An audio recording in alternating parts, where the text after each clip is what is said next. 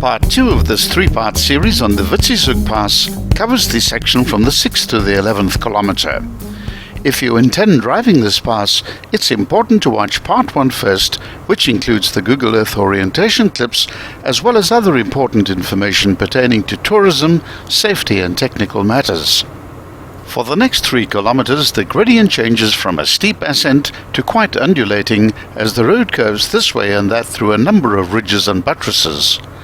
Despite the many sharp bends along this 3-kilometer section, the views are magical, and if you manage to drive this pass on a clear day, you'll be treated to some of the finest mountain scenery anywhere in South Africa.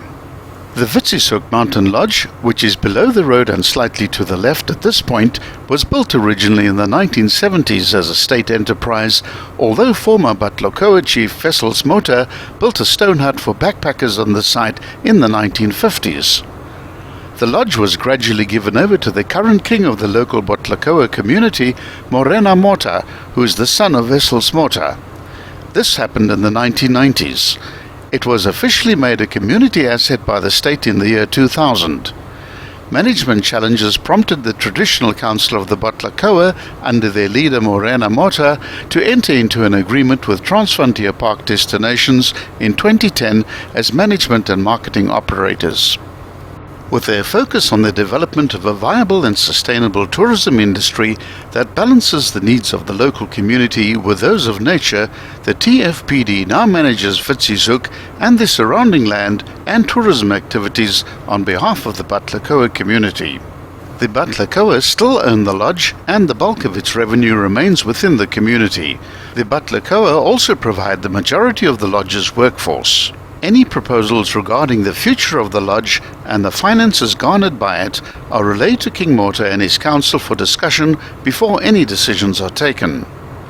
Much of the artwork and woven items in the lodge is also made within the local community and the Kwakwa region. Renowned for their friendly manner, the Butlakoa people welcome visitors to their local church, where an excellent choir sings on Sunday mornings. Traders in the local village of Chiseng, which is the closest town to Putadi Jaba, can show you both modern commerce and traditional craft and art. Those that are not going to the Witsieshoek Mountain Lodge are more than likely going to do the Sentinel Peak hiking trail. This is one of the most popular trails in the area and is also known as the Chain Ladders hike. What would usually be a rather tough and arduous multi-day slog from the Mahai campsite in the Royal Natal National Park is now converted into a single day's hike.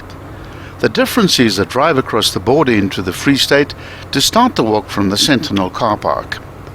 In this way, the hike is shortened to about 7 hours if you allow yourself enough time for a break at the top for lunch and to gasp at the magnificent views. One should not venture up the mountain without being prepared, and you'll need food, water, clothes and even a tent in case of a storm arising. Although this is a self-guided trail and it's well marked, but if you are in the least inexperienced, the best is to do this with a guide. The initial walk, which is on a good but steep path that skirts in a series of zigzags to the base of the Sentinel where you reach the chain ladders. These are high enough up the mountain to immediately scale the vertical face of the Montauk Sources Massif. The chain ladders themselves will more than test your mettle, and if you're even slightly frightened of heights, then don't look down. There is the alternative of hiking up the steep gully to the top of the beacon buttress, but it's only fair to warn you that it's very steep. Once up the escarpment, the scenery now flattens out. It's a half-hour walk to the edge of the amphitheatre, where the Tugela falls over its edge, providing it's rained. The Tugela Falls is officially the second highest waterfall in the world. You can now either head back down the way you've come, or you can return via the Beacon Buttress Gully. Be sure to watch part 3 and the final video in this series on the Witsieshoek Pass.